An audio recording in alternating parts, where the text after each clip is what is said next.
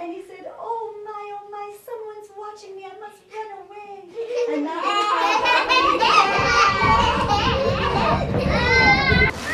I'm going to make the tea. Well, this is our 15th year, I think, running the kindergarten in this building.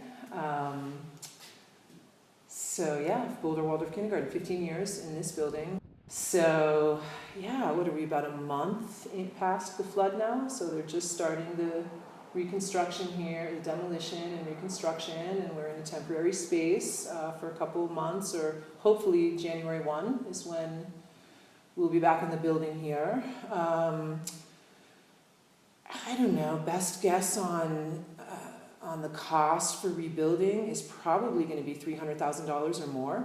We did have flood insurance on this building, a $500,000 policy, but we only got $230K is what flood insurance is giving us. And so we know we will be at least probably close to $100,000 short. It was a big flood. It even took away the kitchen, huh? Kitchen floated away. Kitchen floated away? Kind of. Floated away down the hall? Floated right down the hall. Let's go see it. It's gone. It's gone. Yeah, so it was a rainy night. We all were sleeping so peacefully because we don't get that kind of rain in Boulder, you know, and it was so nice. Thunder came. Thunder and lightning. I mean, it was really quite a storm, but we just kind of slept through it.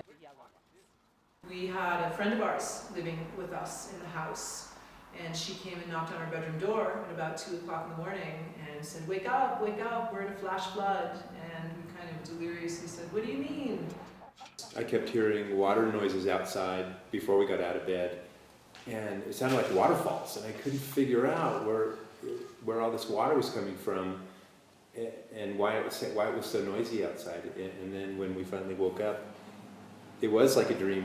And yeah, we were just grabbed the kids. Well, I remember you going to the front door to look and see how bad it was, and he opened our front door, and this gush of water came in, and it was, you could hardly get it closed. I mean, he had to put all his body weight against the door to try and close it so that you know, more water wasn't coming in the house.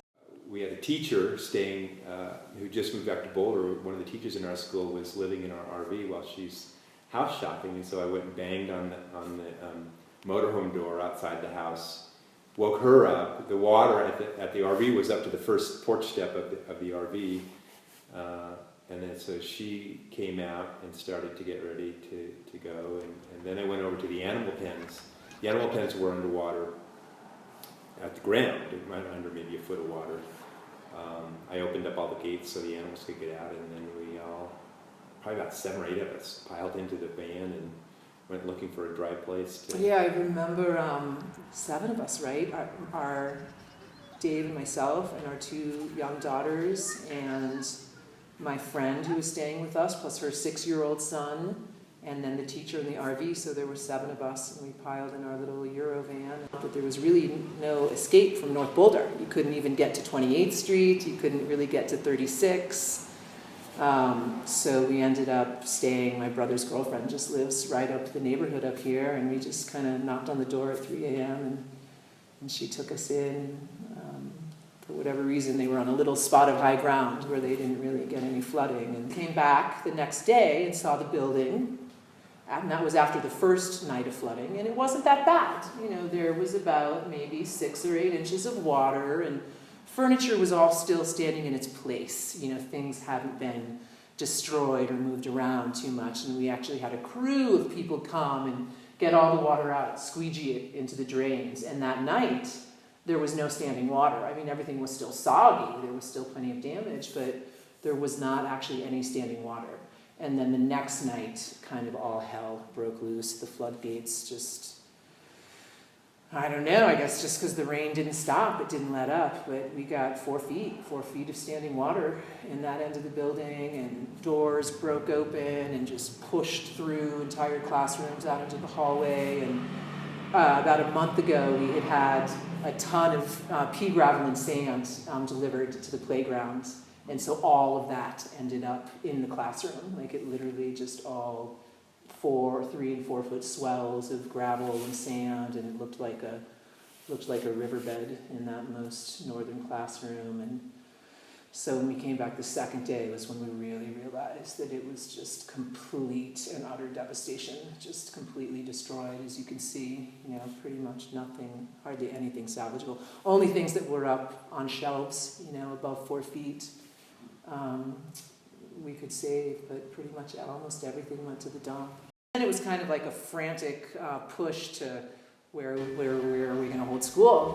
We've got 60 kids a day and 15 teachers and 60 plus families, and it was just kind of a mad rush to figure out where to hold school temporarily. And so it was really just setting up a new school, in just a matter of days, and luckily it's been a wonderful, wonderful place to be temporarily while we're rebuilding, and they've been so gracious to have us, and it's really working out, and it will all be all right in the end. It's been pretty stressful and traumatic, just the whole experience, but I feel like there is light at the end of the tunnel, and we've had so many people from the community come and help out, nameless people, many people we did know, but some people who we didn't even know, just coming by and helping clean and helping do whatever repair they could. And so there really has been that kind of heartwarming part of the whole experience to see Boulder really rise up to meet this and come together as a community. And